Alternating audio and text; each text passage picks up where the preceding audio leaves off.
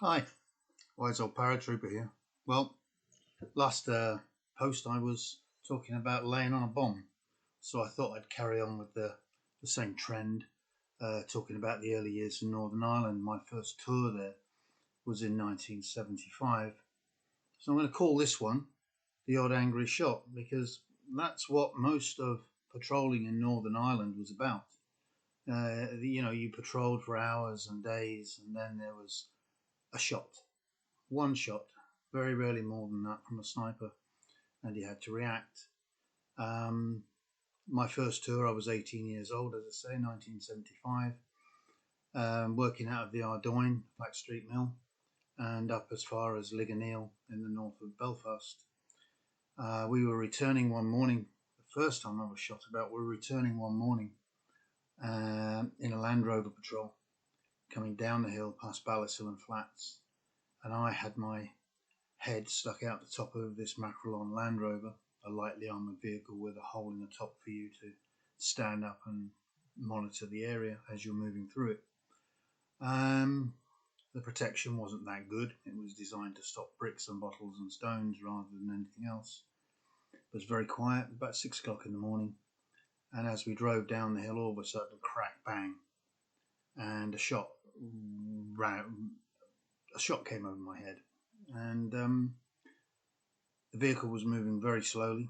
I turned, pointed my weapon towards the general direction of the sound, and cocked my weapon, ducked down inside the vehicle, jumped out the back.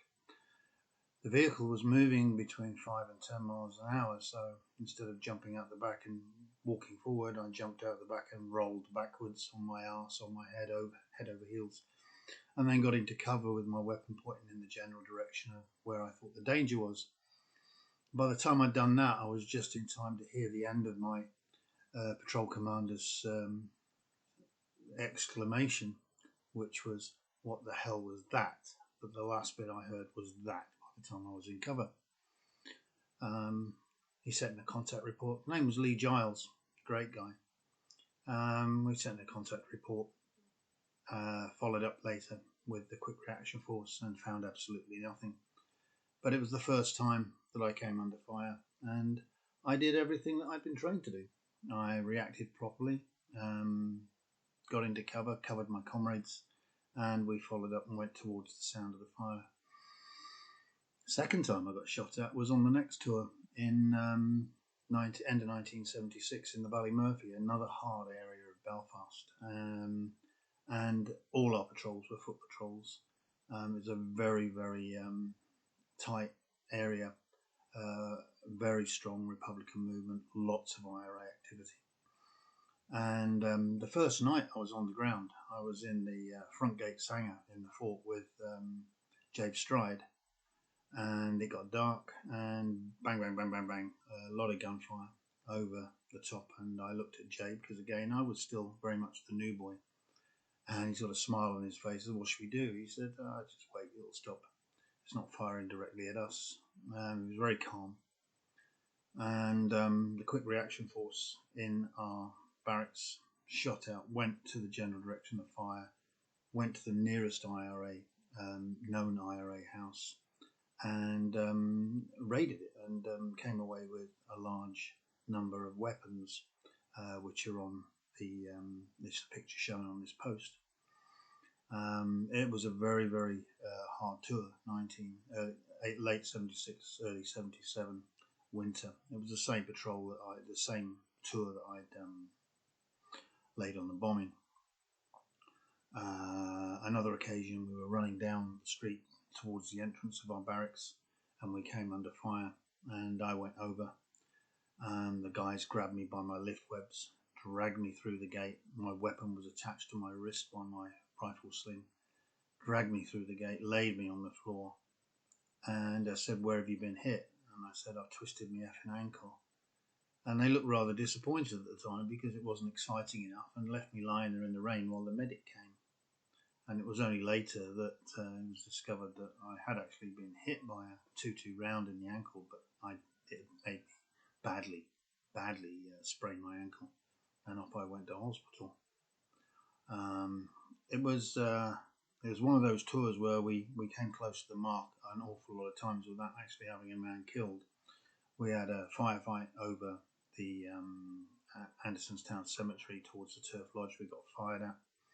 One of our patrols got attacked by a rocket propelled grenade which bounced off the back of the open armoured vehicle and hit the wall and exploded instead. So we had a lot of things going on. We found several bombs in our area, but again, the odd angry shot. But one of my fondest memories of that tour was when my patrol commander was a corporal called My Isaacs, and we were out. It was dark, and going down the street, trying to stay out of the lights, keeping in the shadows. And we had a young guy who was attached to us for one night from the Northern Ireland training team. And a shot rang out towards us, went through the corrugated iron sheeting that was to our right hand side. And my, being a paratrooper, just ran straight towards the gunfire. And we followed him, except for the poor new lad who got my boot up his arse, and he took off as well. And again, we followed up and found absolutely nothing. The last time I got shot at in Northern Ireland was with a patrol led by Steve Starosta. And when I was Vigilant Platoon 1977-78, we were attached to one para down in South Armagh, and I had the light machine gun. And my number two was Shane Scott.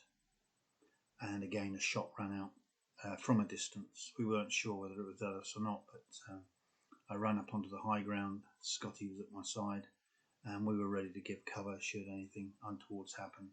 But again, we followed up. There was nothing to be found. Was it a shot? Wasn't it a shot? The odd angry shot. That's what Operation Banner was like. It was very different when I was with the Special Air Service.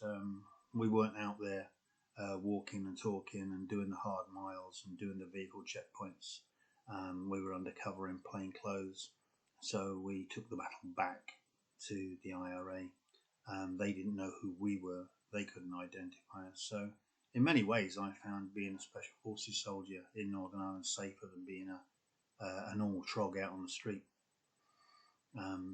It took an awful lot of courage, day after day, month after month, to put yourself out there as a target for an explosive device, for a bomb, for a sniper.